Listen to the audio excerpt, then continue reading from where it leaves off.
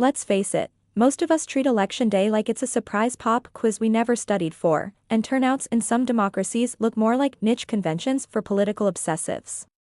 Yet, proponents of compulsory voting insist that dragging citizens, kicking and screaming, to the polls will magically produce policies that actually reflect the people's will. After all, nothing says democratic legitimacy like fining grandma for skipping her civic duty because she was busy baking cookies. Mandatory voting, they claim, is the antidote to apathy and special interest hijinks. Sounds delightful, right? On the bright side, corral all eligible voters into the booths and watch turnout skyrocket.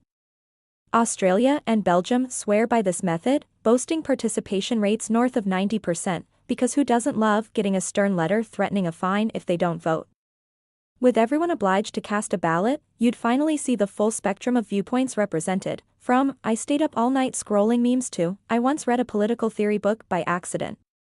In theory, loud fringe groups lose their disproportionate pull, and moderates get to flex their collective muscle.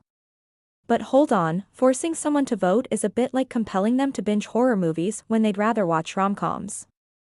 The freedom to abstain, whether out of protest, principled apathy, or terminal dislike of all candidates, disappears. Now, instead of a genuine choice, non-voters face fines or public shaming. Sure, you'll get a ballot from bored teenagers doodling hearts, or anxious first-timers randomly picking names, equivalent to rolling a d20 in Dungeons vs. Dragons. Will that invigorate democracy, or just inflate the count of, "I have no clue who these people are"? Perhaps we don't need a government edict to rescue our elections. Imagine replacing penalties with perks, automatic voter registration, election day ice cream vouchers, or turning polling stations into mini festivals. Teach civics in schools with as much flair as you'd teach TikTok dances. Offer "I voted" badges that double as free coffee coupons. Suddenly, participating feels like joining a party, not dodging a ticket. Voluntary turnout that climbs through positive reinforcement is arguably more genuine than turnout achieved under the threat of a fine.